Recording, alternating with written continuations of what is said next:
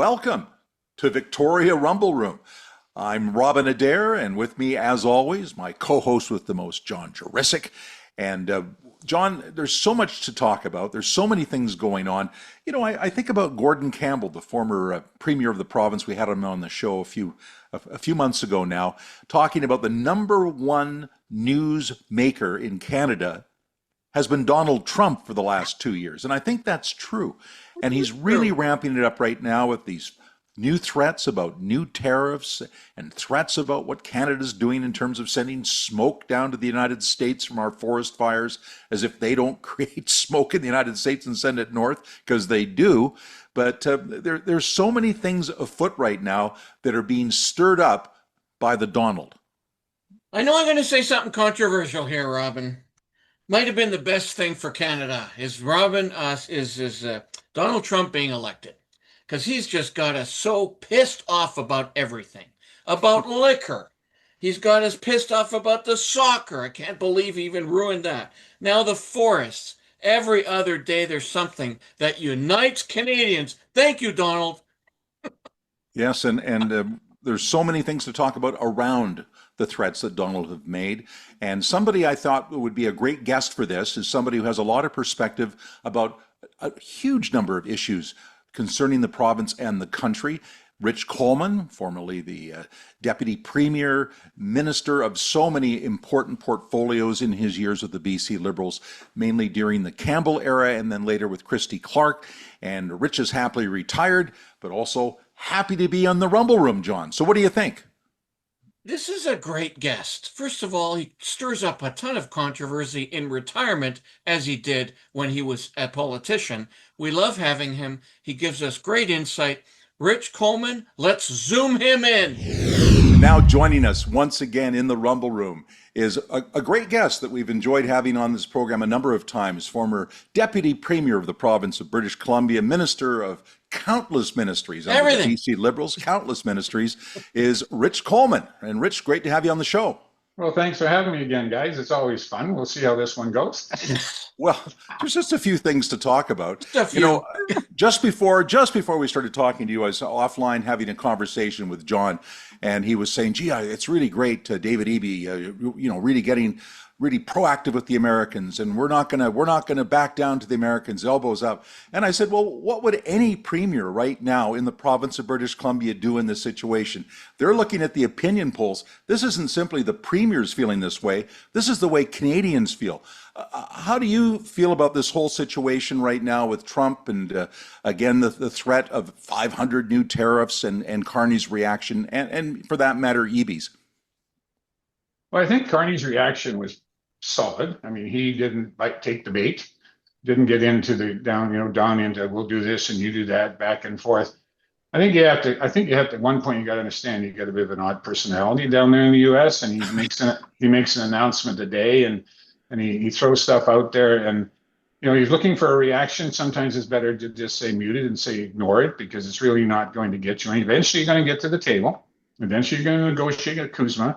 Eventually that's going to settle down and they're going to have to realize it's a benefit of that trade from both sides of the border.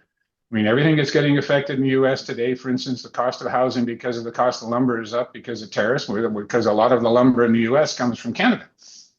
And all of those downstream effects can't really be talked about in a vacuum of where somebody just one day says, I'm raising tariffs 50% on a particular country, and then you find out that's 20, 30 days away or more, whether it's ever going to get implemented. Is an odd law that they're using, will it get challenged? There's so many moving pieces here. So I think you step back and you just keep reminding them, in actual fact, you need our electricity, you need our natural gas, you need our resources. Where else are you going to get them with a friendly country where there isn't a geopolitical problem with you? And you got to start looking north if you want your economy to be successful as well. And I think that's the sale I'd be making. But I guess he's hoping, I'm talking about Premier Eby, that if he takes the elbows up approach, he kind of rubs off a little bit of the good karma from Ottawa. Do you think that that's the case? Well, I think that's political speak. I think all the premiers at their premiers conference decide to put their elbows up or actually have their face out there because the opportunity in the middle of the summer to get a bit of media, they got that out of the premiers conference. It's not going to make any difference whatsoever on the trade talks. Okay, so here, okay, I'm a non-politician, so I'm the emotional one here. Okay, No, and really? here's how I'm going to react. So so I've been bashing EB's economic policies for as long as he's been premier. Before that, I've been bashing his social policies. I think BC's a mess, and I loved him for this liquor thing. How come Finlay couldn't come out, the conservative leader, and say something? Talk to me about that. What's going on here? It's an easy win. Well, I'm not in her headspace either. So, I mean, the reality is the opposition can either stay quiet or support the government on some of these things. Going the other way, provocative, it's not going to get you anything. I think she's finding her feet. I mean, she's trying to build a caucus, start to organize her organization. It has to come. I think it's probably got to be rebuilt from the ground up, and I think that's probably what they're concentrating on. There's no session going on right now. There's no media cycle for her or any other leader of any other party to be in except the premiers because he was at a premiers conference and he gets a microphone. Oh, So that's so logical. I don't want any reindeer beer on my shelves. well, then don't ask the question. We ask it then. That's true. That's true. Okay, well, that does give me a nice segue Mhm. to your reaction to her win and sort of the bigger picture of what is going on that side. We've had Mike Bernier. I don't know if he was elected or picked or chosen. I don't know what happened there, but he is now the leader of the Center BC. What is actually going on with the right hand side of the ledger in BC politics? I think it's somewhat still fractured quite a bit. I think it's got a ways to come back, and a lot of it's going to mean it's going to rely on the performance starting this fall of the caucus, the Conservative caucus, under a new leader. She probably won't be in the House because there's been no seat given up for her to have a by-election in. So it'll be somebody else that'll be leading the debates in the House or leading the operations in the House. But that doesn't mean there won't be input. It's fractured. If you talk to the people in the center right in BC, they don't know where to land yet. The new leader hasn't isn't known to people in BC, and people have lots of speculation of what Carrie Lynn Finley might do or might not do, and how she's going to, what policies they're going to deal with and what they're not going to deal with, how they're going to approach certain files. So I think there's a lot of that sort of uncertainty. The reality, though, is people don't know where to be right now. I mean, they just don't have a home. A lot of people that would have been BC Liberals, even Conservatives in BC, are saying, where do I fit in the equation of BC politics? So right now, the only people that have good news is the people in the NDP, because they will, certainly would, if there was an election, you would have a divided House and you would probably have a split vote. And every time that happens, the NDP gets elected. I mean, we had a very small Reform Party in BC back in 1996, and that was enough to split the vote with a couple of Socreds in the running. That even though the BC Liberals got the popular vote, they didn't form government. So that's the concern. Most people are concerned is how are they going to open the tent, invite people back in, invite people to the table so we can feel comfortable somewhere and get together and make sure we work to defeat the NDP. Did you always have a feeling things could fracture this badly, Rich? I mean, I know that you were on the inside where there was a lot of work being done to keep the two branches of the BC Liberals on side. There was the Liberals who were mainly living in the lower mainland and southern Vancouver Island. The people that tended to be soft C conservatives, small C conservatives, lived in the rest of the province. Fraser Valley, very strong for the conservatives, and that was your backyard. It was a lot of work to keep the two on side, but under Gordon Campbell and under Christy Clark, it managed to hold together. So were you surprised when Christy Clark lost and suddenly the Liberals were out that it fractured to this degree, that they tried to find a neutral name and the BC United didn't take hold and now it's a mess? Well, yeah, I am surprised of how far it went. I mean, I think the the whole thing in and around that BC United and the BC Conservatives and talking about how they would not run and all that, what Falcon did, that blew the whole thing up. I mean, people that were running for the BC United at the time, people I knew were knocking doors and ridings that they were going to try and win, all of a sudden had no job. They weren't even a candidate anymore. I mean, it sent that was like a seismic shot right across the bow of politics in BC. And it killed a lot of trust in people in any party at that point in time, I think. Then you had an election with a party that just was not ready. candidates that had not been vetted. And all of a sudden you're running an election under that guise. And they came very close to winning. I mean, those guys like John Rustad, they worked pretty hard. People really did try and give them a chance to get there. But the bottom line is it didn't work. And so then the fracture is, where are we going? The Conservatives, for a period of time, were not welcoming at all of anybody that ever had the name BC Liberal on beside them, even though some of them were conservative people. The coalition, let me tell you something, coalitions are a lot of work. You really do have to work with people. You have to listen to people, and you have to know you're not always going to agree. But there's certain things you need to agree on, right? You know, do you want a future for your children and your grandchildren in BC? Do you want an economy where we're not burdened by debt and taxes, where we can't actually function? Do you want to have an opportunity where there's good education and good healthcare, not having emergency rooms closed everywhere in the province on an untimely basis? It's just, people would like to see good government. They'd like to see people work together and get it done. Now that takes work. So you could put, you know, in our day, we had conservatives in the room, we had liberals in the room, we had people that you might even call libertarians in the room, but they were all in the room. And we would have to discuss out things and work it through with each other, because we were committed to the goal. And the goal was a better BC. And obviously you have to be in government to be able to accomplish the things you need to do to change the economy going forward. So you've got to go and you have to say, you know what? You would have people in my caucus, you know, people that might be pro-life, and other people are not. That subject was free vote. It's a personal moral issue for people. We had the policy that if that came to a legislature, people had the opportunity for a free vote. That opened the door to bring the coalition together so that it wasn't stuck on a whole bunch of issues that really didn't matter to what was going to happen for the future of our children and grandchildren. This is just, you know, horribly civil and of you. I'm going to try to decivilize this. About a week after Finlay got elected, we heard rumors that there might be a new center party coming up. Maybe some of the center folks are going to do something and fracture this. And then of this center BC comes up Bernie. What have you heard definitively, Rich, about all this stuff? Well, Center BC was already there. I mean, Karen Kirkpatrick started that when she sort of left the BC caucus, BC Conservative caucus. It hasn't gotten any. It's not gotten any traction. I don't know how they came up with Bernier. Lost opportunity in my mind. If you wanted to have something, then have something where there's some discussion, and some people, if you're going to change your leader, to have people say, oh, maybe I should take a look at this. You just had a press release in the middle of the summer, nobody read, and that's it. Nobody knows there's been a change except for guys like us that have been the junkies. We like to follow politics. I don't think there's any.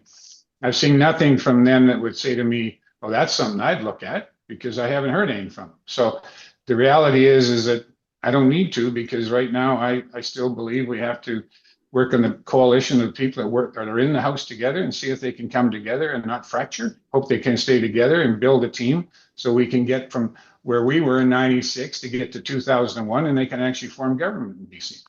I always thought it was too bad Mike Bernier wasn't allowed to run for the BC Conservatives, that he was passed over. Several prominent BC Liberals were passed over, and I think that was a mistake that John Rustad made, frankly. But I think about Mike Bernier. He used to be the mayor of Dawson Creek, and he was heavily involved with you in pushing through all the work that went into the northern LNG and the pipeline that ended up going to Kitimat. So I'm interested to hear your thoughts right now about all this pipeline talk that's going on, and carbon capture in Alberta, and all the new pipelines, and a giant pipeline that's going to go down to the West Coast now, a second pipeline to Vancouver, and how they're going to put billions of extra dollars into Roberts Banks and to dramatically expand that. And it all sounds good. Is it doable, and is it doable as quickly as Mark Carney and David Eby would have you believe? Well, tell me one thing that the NDP had done that was done in time, or actually brought economic development in BC in the last 7 or 8 years that they've been in government. I can tell you the number is 0. So you're not going to get any cooperation to do these things. Do we need to move our resources to the coast? Yeah, but we're living in a world where everybody thinks the government should pay for this. It just stuns me. They're talking about a pipeline I don't know who's giving the advice to who, but you need to attract the investment in private sector to do this stuff, not have it always on the back of the taxpayer. So Trans Mountain Pipeline was paid for by the federal government because of issues were delays, timing, and all that stuff.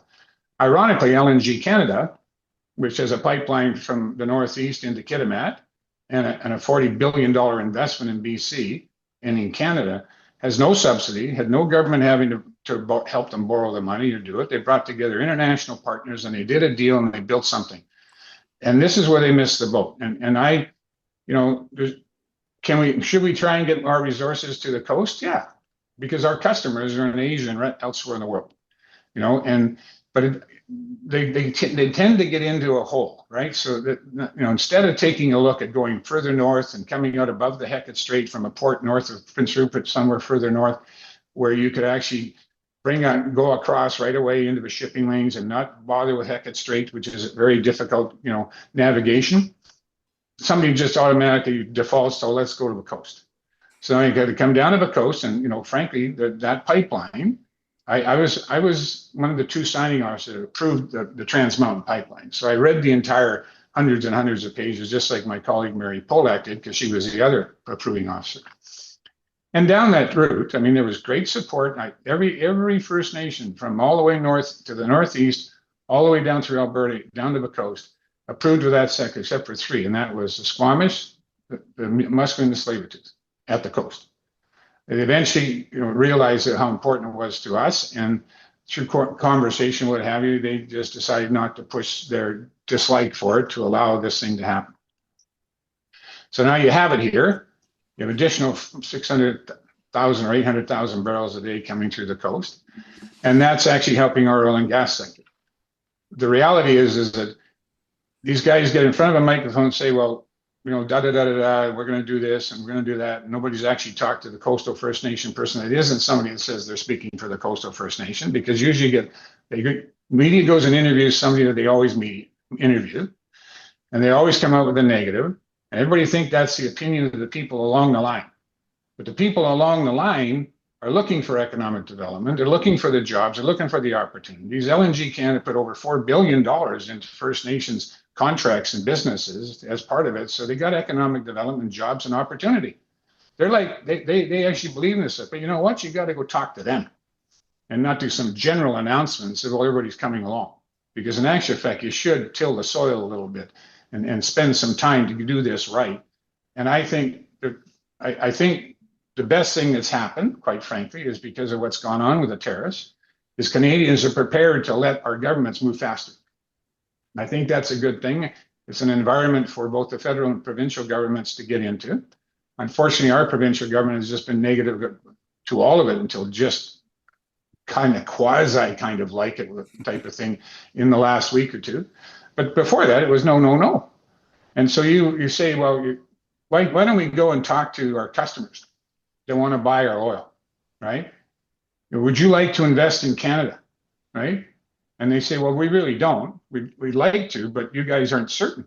We can't wait 15, 20 years for you guys to get something done. I got told that in Japan when we were doing LNG. They said, we would buy all LNG we can from you guys, but we have to have certainty of supply. If you get it built, that's one. That's why one of their companies is in LNG Canada. But the other thing is, you know, we need to have our future. So if you can get to where you have certainty of supply, we're a big customer. If you can show us that you can get it done and get it down, and the investor can come in and have an opportunity to succeed, we'll be investors. But if all it is going to be talk, and we're going to be listening to this same thing all over again, we're 5, 6, 7 years from now, I said, well, we haven't built that pipeline yet. Because you haven't actually got your focus on putting a group of people down that are focused on getting it done within government and attracting investment in the province. And if you don't have that, and you don't have the fast decision making, all you're going to do is basically mark time. So in a way, Trump has done us a favor by frightening Canadians and forcing government to take faster action. I think that's actually, in my opinion, some people might disagree with me. In my opinion, he woke some people up to the fact, you know what, there's actually got to be economic development in this country, that we don't just rely on one trading partner. And if you think about it, there was no way 10 years ago that anybody in Ontario would accept us talking about a He pipeline woke up a different kind of woke. going to refineries in Ontario on the lakes. I mean, not a chance, man. So I mean, so the reality is people are seeing the reality of not having jobs and economic activity and growth because of what he's trying to do to us. And in actual fact, in the day, and at the end of the day, there's going to be a trade agreement, you know, and whatever's going to happen, and whether it happens a year or 2 years from now, it's going to happen. Something's going to happen. But it has woken up Canadians. People I talk to is, yeah, we should be building, we should be mining, we should, you know, because all of a sudden they're saying, well, why haven't we been? Well, because we've got a customer to the south of us that is the biggest consumer of everything, and we can send everything there. Okay, Rich, I want to open up another can of worms. Okay. Oh, excuse me, a can of wood. Yeah. I tell you, you know, yet another statement by Trump to get us all riled up and the elbows up. I mean, yeah, he's doing that. It's working. I mean, I want to fly over to Ontario with all my Croatian buddies and blow that smoke over the border. I just feel that way. But let's get to some kind of objective, really logical analysis of this. There are fires all over west coast of Canada and U.S. Obviously, we're going to come into even a worse fire season in BC. What is actually the state of fire prevention and firefighting deployments, and what is our ability to minimize these fires happening in our country? Right across the country. Across the country. Well, first of all, let's be honest. We are very good at fighting forest fires. We have some of the best equipment and the people. We ironically, they're talking and complaining about our smoke, but they forget who sent firefighters and equipment to California when they had the fires in Los Angeles. We haven't lost structures like they did in the LA, thousands of homes, right? We actually do manage our forests well, but you have to understand, nature's more powerful than the human. So I was actually sitting on my deck here with my wife a couple of nights ago, just talking about this, because I lived through the 2002 fires and the evacuation of Kelowna as a Minister of Public Safety and Solicitor General, and I know what goes into all of this. But I also know that there's some things you can't stop. And I'll give you one quick example. The Kelowna fires were burning. They hadn't burnt the subdivision up on the hillside yet, but it was moving towards Kelowna. I went up to Kelowna with the Premier and myself and a couple other people, but we had to land in Penticton because of the smoke. So we drove up. We're coming down the hill towards the bridge in Kelowna. If you look at the lake, it was calm and pristine clear. Right, there's just not a ripple. And he said, "What do you think?" I says, "If it stays like that, we got a shot." But I says, "The trouble is, this is the Okanagan. And growing up here as a kid, every afternoon in the Okanagan around 5 or 6 o'clock, the winds start. Right." It's because it's a semi-arid desert area, 11 inches of precipitation a year. This is the reality of the climate. So I tried to actually build those 10 $500,000 houses, so they couldn't get the equipment up the road because of the looky-loos were sitting in the back of their pickups with beer and watching the fire coming towards them. Canadian beer, I might add. I was going to try and do a fire break. So then the winds came. And all of a sudden you have a fireball in front of the fire. And there's two things that happen. It makes its own weather and it becomes its own tornado. And when it's out of control, I don't care how many buckets of water you or how much retardant you have, it's going to run. And when it does, it's very tough. Now you take the fire in Boston Bar right now. I came through there the day that fire started. I was coming back from visiting my brother in the interior. And the fire was there, and I looked at the smoke in the sky, and I thought, well, we've got a fire going, and it was on both sides of the highway. And I just said to Mick at the time, my wife, I said, this is a tough fire. She said, what do you mean? We got helicopters? No, look at the slope on those mountains. You cannot get close enough to it. You can't get manpower up to even fight the fire. This is going to have a run. Because that's the fact of the matter with fires.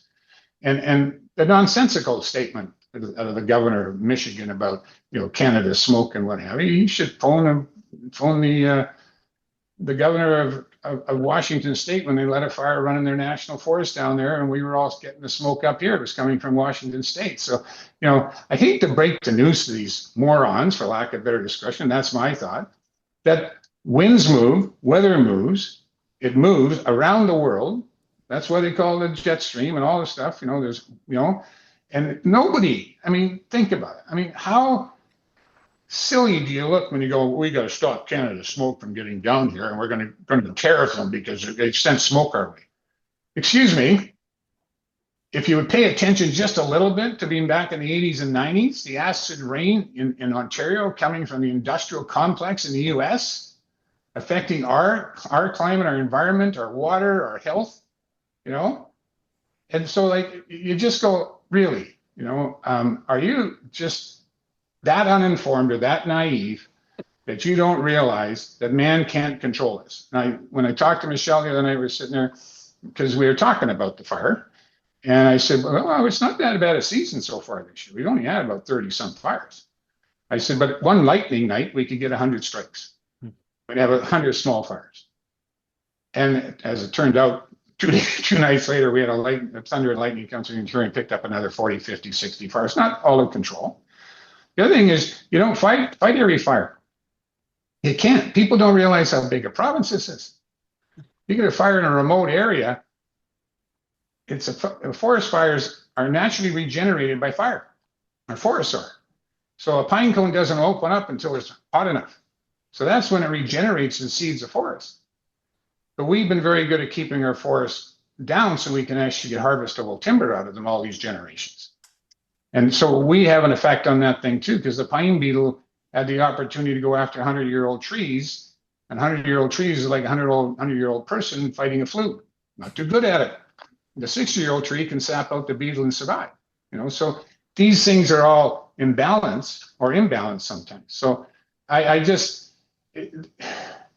when you see something like that, you go, really, don't you have something more important to think about? Yeah. Or anything to think about. Rich, before we let you go, though, you brought up some really good points about the fires and about as far as I know, the United States is one of the world's biggest polluters, and Canada's miles behind. Per capita, we pollute a lot, but as a country, we're just a tiny little bump on the road. But I want to ask you back to our forests clean more air, and nobody gives us credit for the world. Huge forests. We actually clean the air. Yeah, so I think people need to know that. The question I have to ask you before we let you go, and you're such a wealth of information, and you've carried so many portfolios and know so much of this stuff. Is there any future at all for our forest industry? Every time I turn around, they're closing another mill. There was another one in Prince George that just went shut. I mean, it seems to me that the Americans keep putting more tariffs on our lumber, and you just don't hear very much about what's going to be done to remedy the situation. Is there a remedy, or are we really looking gradually at the end of a forest industry in this province? I think it's going to change. If somebody invests in technology so they can do it more efficiently in the mills will survive, and they'll be able to get merchantable pricing on their timber globally and eventually in the U.S. because they're going to have a lumber shortage down there. So I do think it's been a very bad cycle. But the pine beetle took a lot of merchantable timber out of the marketplace for a period of time. It was like a bit of a gold rush because the stumpage was cheap because we needed to get as much of the wood out of the forest as we could to get it through mills, because in 5 or 10 years it was going to be useless. And that also contributes to forest fires. You get a lot of dead and standing timber and fallen timber in some of these forests when they're like kindling to a fire. So I think, I think there's areas of this province that have good timber still, and will eventually cycle back to where they can do it and do it well. But I also think that our guys in BC also invested in the U.S. marketplace after the last softwood lumber deal, which I got done back in 2005, or 2005, I think it was. And it was the last time we had decent trade with these guys for 10 years. So there are pressures like that, but I do think there's a future, And if you're going to cut me off, I want to say, can I say one thing about LNG? Oh, please. Oh, yeah. Rich, we never want you to feel like we're cutting you off. I figured you have other things you want to do today. You can stay on with it. You want to be on all day, Rich. We'll do 24 hours with Rich Coleman one of these days. Well, I watched your visit with Andrew Weaver a week or so ago Oh yeah, and walked away. And I thought you were going to ask me about this today. Well, So he said there's no money in it for us. He says there's yeah. no profit from LNG. It's zero. He said it's zero profit. Why did we go to all that expense to build these pipelines out to the West Coast when we don't get a penny from it? I can show you how this works, says Andrew Weaver. I heard it. I heard it. Yes. He's wrong. He's wrong. Okay. There's actually billions of dollars going into the coffers of the province over the life of that project. But don't just stop there, right? Thousands of jobs all paying income tax. Thousands of people got trades and opportunities in the future. There's 1,000 long-term jobs there. Almost $5 billion went into First Nations businesses that they actually got contracts to do stuff, and they're already positioned for the next phase. $40 billion in capital investment. It has a huge effect on Canada GDP. Has put certainty in supply for an entire area of the province and in Alberta for the largest natural gas resource in the world. We could actually do 10 more of these things and still have all the natural gas we're going to need in Canada or in BC and supply our U.S. customer for the next 50 to 100 years. I mean, that's how big our resource is. But yeah, I mean, so as I listened to it, I thought, right, so you'd rather not have thousands of jobs, rather not have opportunities for First Nations and community where they haven't had them because there's no economic development, and they're not like the Tawasin First Nation where they got prime land on the coast, but they want their people to have jobs and opportunity of future too. Economic opportunities, have all those jobs, $40 billion. It actually changed the GDP of a country with one project. Can you imagine that? That's how big this thing is. A pipeline got built, right? That was hundreds of millions. That was millions of dollars. Actually, like it was a $40 billion thing. And what did not happen on that project? Government didn't come and guarantee one loan. They didn't put in $1 capital. It was all money from the private sector, a consortium that came to this country and invested in our country and created tens of thousands of jobs. And they'll be sustainable. There'll be sustainable jobs coming to this thing for the next 50 years or more. Well, Weaver said they brought people over from overseas with those jobs. You know, sometimes when you build something that's highly technical, you get skilled people like engineers, what have you, else place in the world. And that happens not just in Canada, but everywhere in the world, right? I might have a brother that's built sewage treatment plants in Europe and other places because that's his specialty, right? He's an engineer, right? So it's easy to throw those little sound bites out. But ask yourself, did it make a difference to have $40 billion investment into your country? Show the world that you can get it done? Well, maybe it did because there's now a $6 billion LNG plant being finished in Squamish. Cedar LNG has been approved, and that's a floating one in Kitimat with a Haisla, right? Would that have happened with all that economic activity if you didn't show the world you could actually deliver? And without having the taxpayer being the banker for this? You know, the taxpayer is a banker on the Trans Mountain pipeline. We're the banker. The federal government paid for this thing. We didn't have billions of dollars that went into a battery plant in Ontario, funded and backed up by the federal government that walked away from the deal. And it's now sitting there not even creating a job. Like they subsidize the rest of this country in this country, right? Like the federal government love to spend money elsewhere and do projects using our money, right? In BC, what do? We got the largest capital investment in Canadian history in British Columbia. Largest one in Canadian history. And they all said it couldn't be done. And he was on the other side all the time saying it can't be done. We got it done. And now you're going to have a second phase of about $20-30 billion for the next 2 trains of this thing to increase our supply to Asia and make more money. And that'll even bring more economic development to British Columbia. So it's a nonsensical argument because you're always saying, well, don't try and do anything because you're not going to make any money. You were making money the minute they employed and started to employ people and started to put money into small businesses that could do contract work for them out in Kitimat.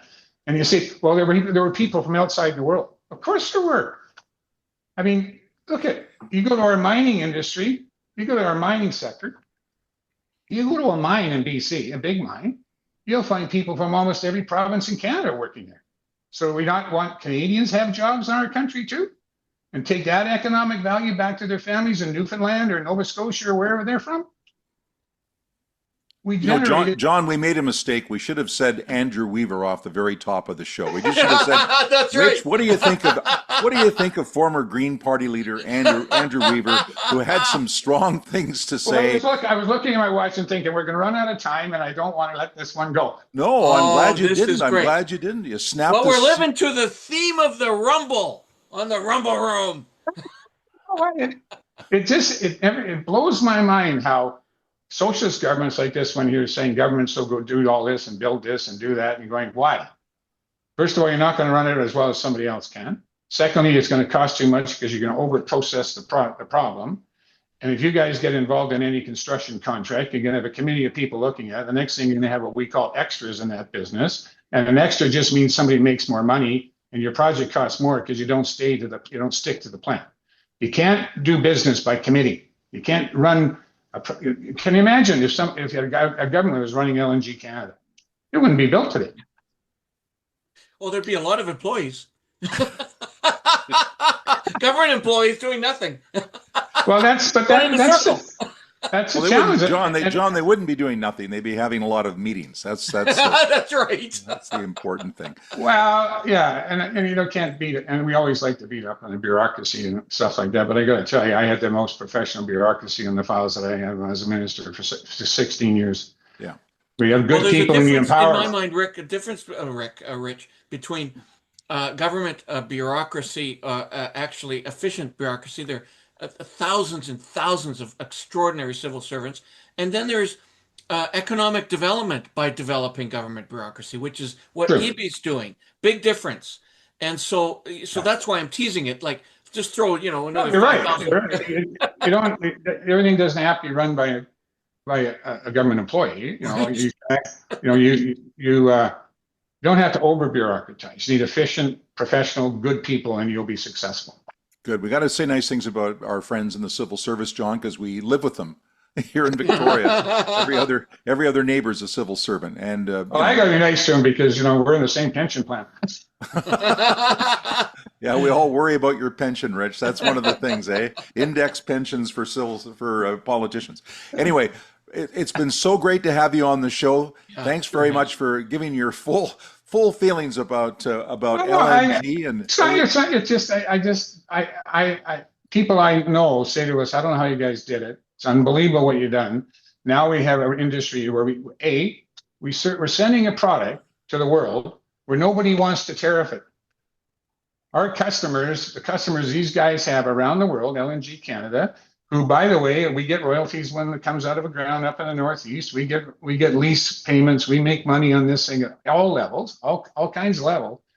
But the reality is we built a brand new industry in Canada that isn't tariffed because people want the product, and we have it, and we could do so much more, but we don't do so much more by somebody always saying it's negative. If he had been in power, or other people were in power because the NDP was so opposed to LNG, you wouldn't have any of it today. So you got to. I'm going to make sure, Andrew, here's your response, and off I we know go to the races. Andrew Weaver's there watching this show right now, taking notes with a glint in his eye, because I know Yes.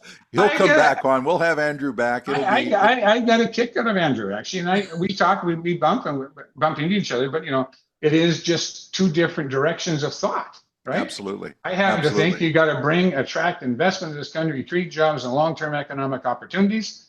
And some people think government should do all of that and run it and own it, and that doesn't work.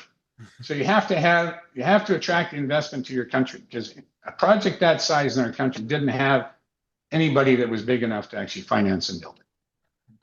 On that note, Rich, we're going to say thank you very much. Thanks for rumbling with us in the You bet. Rumble Room once again. We'll have you back because you're a John, full John measure rumbler. John thought I was too nice in the first 15 minutes. I know. We'll just start it off with, hey, by the way, Andrew Weaver said. No, it wasn't about that, because I think people don't appreciate what LNG is to us. No. Okay. We'll talk more about that in the next show. Thanks very much to Rich Coleman. And all we have to say at this point is rumble on, rumble on.